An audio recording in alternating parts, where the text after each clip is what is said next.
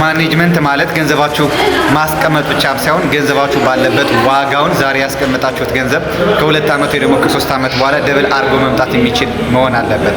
ለዛ ነው ሪል ስቴቶች ገንዘባችሁን ማኔጅ የሚያደርጉላችሁ። ሰላም ጤና ይስጥልን የተከበራችሁ ቤተሰቦቼ ወንድሞቼና እህቶቼ በዓለም ዙሪያ በተለያየ አካባቢ ሆናችሁ ይህን ቻናል የምትከታተሉና ሁልጊዜም ሀሳባችሁንና ድጋፋችሁን እየደወላችሁን በቴሌግራም በዋትስአፕም በተለያዩ የሶሻል ሚዲያ ገጾች ላይ ሀሳባችሁን የምታስቀምጡልኝ በሙሉ እጅግ አድርጌ አከብራችኋለሁ፣ አመሰግናችኋለሁ። ሰላማችሁ በያላችሁበት ይብዛ እያልን ዛሬም እንደተለመደው ኢንጂነር አደባባይ እንግዲህ የተለያዩ ሀሳቦችን በማንሳት ሰሞኑን እንግዲህ ለእናንተ ይጠቅማሉ ወይም ደግሞ እናንተን የተሻለ ቦታ ላይ ያደርጋሉ የምላቸውን ሀሳቦች በሙሉ እያነሳው ቀጥለናል። ዛሬ ደግሞ እንግዲህ የምንወያይበት ሀሳብ ሁለት ነገሮችን ማነጻጸርና ማወዳደር ይሆናል። ብዙዎቻችሁ እንግዲህ ገንዘብ እያላችሁ ኢንቨስት አታረጉም። ብዙዎቻችሁ ደግሞ ኢንቨስትመንት ውስጥ ለመግባት እንግዲህ የገንዘብ እጥረት ያለባችሁ ቤተሰቦች አላችሁ። ታዲያ ይህንን ነገር እንዴት አድርገን ማጣመር እንዴት አድርገን በአንድ ላይ ማስኬድ እንችላለን የሚሉ ሀሳቦችንም ጭምር እያነሳን ሪል ስቴት ኢንዱስትሪ ውስጥ ያሉ ደንበኞችና የሪል ስቴት አልሚ ወይም ደግሞ ዴቨሎፐሩ ያላቸውን ግንኙነት እንዲሁም ደግሞ ምን ላይ ኢንቨስት ብታረጉ እንዴት ኢንቨስት ብታረጉ መቼና የት ኢንቨስት ብታረጉ ደግሞ ከማን ጋር ነው ኢንቨስት የምታረጉትን የሚሉ ሀሳቦችንም ቀጣይ በተከታታይነት እያቀረብን ሁልጊዜም ከእናንተ ጋር አብሬ የምቀጥለው እንግዲህ ኢንጂነር አደባባይ ጓዴ ነኝ። ሁልጊዜም ከእናንተ ጋር አብራችሁን ቆዩ። እርሶ 999999 ብር ቢኖሮት ምን ያደርጋሉ? ይህ የመጀመሪያው መጠይቃዊ ሀሳባችን ይሆናል። እንግዲህ ኢንጂነር አደባባይ ከመነሻ ሀሳቡ በመጀመር እናንተ ይሄ ገንዘብ ቢኖራችሁ ምን ልታደርጉበት ትችላላችሁ?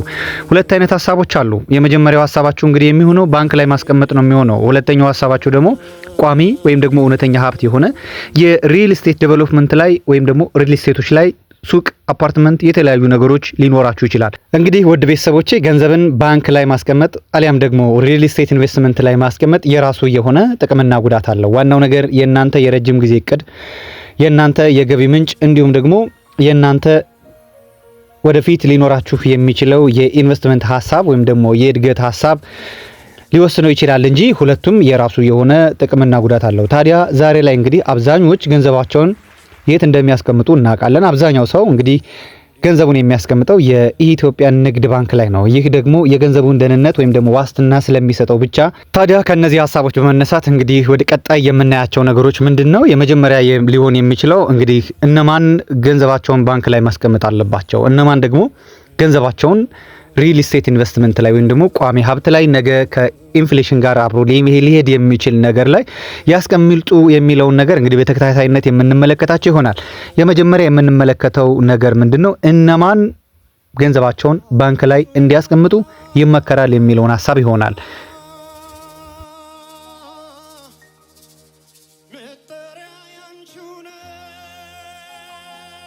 ውድ ቤተሰቦቼ ታዲያ እንግዲህ ይህንን ቻናል ከፍ ለማድረግ ቻናሉን ላይክ፣ ሰብስክራይብ እና ኮመንት ደግሞ ሀሳቦቻችሁን አሁን ላይ የምናገራቸውን የምጽፋቸውን ነገሮች ኮመንት ላይ እያስቀመጣችሁ እንዲሁም ደግሞ እየደወላችሁም ጭምር ከፍ እያደረግን ስለምንሄድ ይሄን ቻናል ሰብስክራይብ እና ላይክ እያደረጋችሁ እንዲሁም ደግሞ ሼር እያደረጋችሁ ለሌሎች ወንድሞች እህቶች ቤተሰቦቻችን በሙሉ ዛሬ ላይ ገንዘባቸውን ምን ላይ ማስቀመጥ እንዳለባቸውም ጭምር እንዲሁም ደግሞ የተለያየ ኢንቨስትመንት ሀሳብ ኖሯቸው ዛሬ ላይ ገንዘባቸውን ሪል ስቴት አፓርትመንት ወይም ደግሞ የንግድ ሱቅ ላይ ለመግዛት ካሰቡ እኔ የእናንተው የሽያጭ አማካሪ ኢንጂነር አደባባይ ጓዴ ሁልጊዜም በእውነት በርትዕት እንዲሁም ደግሞ በፍትሃዊነት የነሱን የቤት ባለቤትነት ህልም አብሬ ከነሱ ጋር እንደማሳካላቸው ቃል ገባላችኋለሁ። ታዲያ እናንተ ሰብስክራይብ እና ሼር እያደረጋችሁ ቀጥሉ።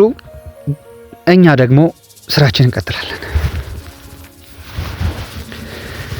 እንግዲህ ሀሳቡ እንደተነሳው የመጀመሪያው ሀሳብ እንዳነሳ ነው እንግዲህ እነማን ገንዘባቸውን ባንክ ላይ ቢያስቀምጡ ይመከራል የሚለው ሀሳብ ስንነሳ የመጀመሪያ የሚሆነው እንግዲህ ቋሚ ገቢ የሌላቸው ሰዎች ናቸው። እንግዲህ በስራ ላይ ሊሆን ይችላል ወይም ደግሞ በተለያየ ምክንያት ቋሚ ገቢ የሌላቸው ሰዎች ገንዘባቸውን ባንክ ላይ እንዲያስቀምጡ ይመከራል። ይህ ማለት ለምሳሌ ቋሚ ገቢ ሲባል የደሞዝተኞችንም ይጨምራል። የመንግስት ሰራተኞችን ማለት ነው። ወይም ደግሞ የግል ድርጅቶች ላይ በቅጥር የሚሰሩ ሰዎች ከኢንቨስትመንት ይልቅ ባንክ ላይ ገንዘባቸውን ቢያስቀምጡ የተሻለ ነገር ይሆናል። ምክንያቱም ደግሞ አሁን ላይ እንደምታውቁት ቋሚ ገቢ ኑሯቸው ሪል ስቴት አፓርትመንቶችን ወይም ደግሞ የንግድ ሱቆችን ለመግዛት ያቀም ውስንነቱም ስላለ ያንን ገንዘብ ዝም ብለው በሆይ ሆይታ ወይም ደግሞ ትችላላችሁ መግዛት ትችላላችሁ አቅም አላችሁ የኛ እንዲ ነው የዚህ እንዲ ነው ስለተባለ ብቻ ገንዘባቸውን ፈሰስ ማድረግ የለባቸውም። ስለዚህ እነሱ የመጀመሪያዎቹ ገንዘባቸውን ባንክ ላይ እንዲያስቀምጡ የሚመከሩ ሰዎች ናቸው። ወደ ሁለተኛው ስናልፍ ደግሞ እንግዲህ ገንዘባቸውን ባንክ ላይ ማስቀመጥ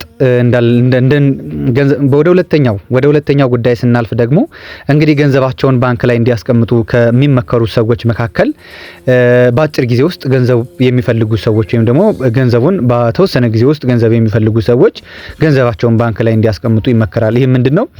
አስፈላጊ የሆኑ ወጪዎች በሚኖርባቸው ሰዓት እንግዲህ ኢንቨስት ካደረጉት ገንዘባቸውን ላያገኙ ይችላሉና ስለዚህ በአጭር ጊዜ ገንዘብ የሚፈልጉ ሰዎች ገንዘባቸውን ባንክ ማስቀመጥ ይኖርባቸዋል ማለት ነው። ስለዚህ በአጭር ጊዜ ውስጥ ገንዘባቸውን የምትፈልጉ ሰዎች ከዴቨሎፕመንት ወይ ደግሞ ከሪል ስቴት ላይ ፈሰስ ከማድረግ ይልቅ ባንክ ላይ ብታስቀምጡ ይመከራል።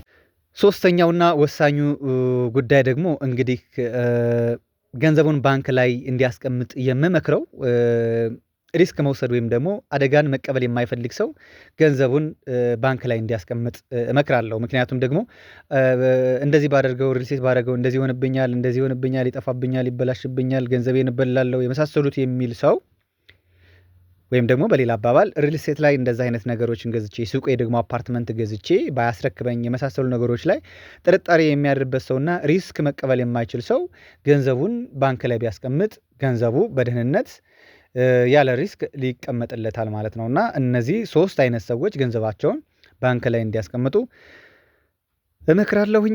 እንቀጥላለን። ሁለተኛው ሐሳባችን የሚሆነው ደግሞ እነማን ሪል ስቴት ኢንቨስትመንት ላይ ገብተው ወይም ደግሞ ሪል ስቴት ላይ አፓርትመንቶችን፣ የንግድ ሱቆችን፣ አክሲዮኖችን ወይም ደግሞ ሼሮችን መግዛት እንዳለባቸው የምንጠቁም ይሆናል። አሁንም አብራችሁን ቆዩ።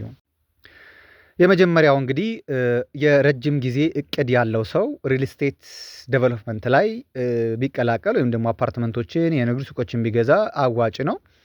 ይህ የረጅም ጊዜ እቅድ ማለት እንግዲህ ወደፊት ቤት ቢኖረኝ፣ ትልቅ ኢንቨስትመንት ቢኖረኝ፣ ለልጆቼ ውርስ ቅርስ ቢኖረኝ ብሎ የሚያስብ ሰው የሪል ስቴት ኢንቨስትመንት ላይ ባለው አቅም ባለ አንድ መኝታ ሊሆን ይችላል፣ ስቱዲዮ አፓርትመንት ሊሆን ይችላል፣ እንደ አቅሙ ወይም ደግሞ መክፈል እንደሚችለው መሸፈን እንደሚችለው የሪል ስቴት አልሚዎች ላይ አፓርትመንት ቢገዛ እመክራለሁ። ሁለተኛው ደግሞ ከቁጠባ በተጨማሪ ሌላ ገቢ ያለው ሰው ወይም ደግሞ ከወርሃዊ ከሚያስቀምጠው ባንክ ላይ ከሚያስቀምጠው ገንዘብ በተጨማሪ ሌላ ወርሃዊ ገቢ ያለው ሰው የሪል ስቴት ኢንቨስትመንት ላይ ቢገባ፣ ለምሳሌ ንግድ ላይ የተሰማሩ ሰዎች፣ የተለያየ ኢንቨስትመንት ላይ የተሰማሩ ሰዎች ለምሳሌ ያኛው ገንዘባቸውን ሳይጎዳ እዚህ ላይ ደግሞ ትልቅ የሆነ የወደፊት ኢንቨስትመንት ነውና ሪል ስቴት ላይም አፓርትመንት ወይ ደግሞ የንግድ ሱቅ ቢኖራቸው ኢንቨስትመንታቸውን እያደገ ገንዘባቸውን ከኢንፍሌሽን እየታደገ ስለሚሄድ እነሱ አይነት ሰዎች ሪል ስቴት ላይ አፓርትመንት ቢገዙ የተሻለ አዋጪ ነው የሚል ሐሳብ እሰጣለሁ። ወደ ሶስተኛው እናልፋለን።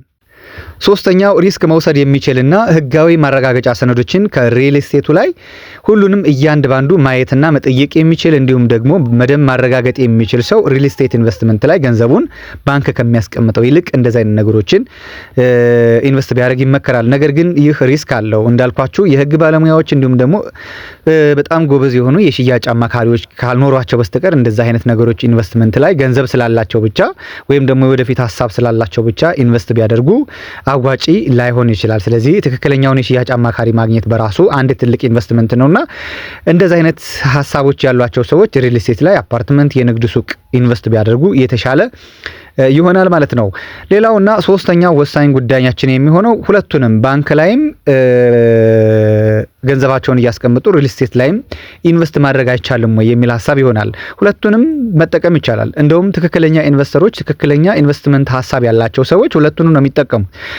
የተወሰነ ገንዘብ ባንክ ላይ ያስቀምጣሉ፣ የተወሰነውን ገንዘብ ደግሞ ሪል ስቴት ኢንቨስትመንት ላይ ቤት ይገዛሉ። ታዲያ እነዚህ ሰዎች በጣም ብልህ ሰዎች ናቸው። በጣም ብልህ ሰዎች ሲባል ብቻም ሳይሆን ገንዘቡ መቼና እንዴት የት መቼ ምን አይነት ሪል ስቴት ላይ ፈሰስ ወይም ደግሞ መገበየት ወይም ደግሞ መገዛት እንዳለበት ሁሉ ጠንቅቀው የሚያውቁ በጣም ብልህ ኢንቨስተሮች ናቸውና ስለዚህ ገንዘባችሁን ሁለቱም ቦታ ላይ ማስቀመጥ ትችላላችሁ። ውድ ቤተሰቦቻችን እንግዲህ ሁለት ዋና ዋና ጉዳዮችን በተለያዩ ነገሮች ላይ በማነጻጸርና የትኛው ይሻላል በሚል ተመለከተን። እንግዲህ የእናንተ ምርጫ ይሆናል ወይም ደግሞ እናንተ ያላችሁበት ሁኔታ ይወስነዋል።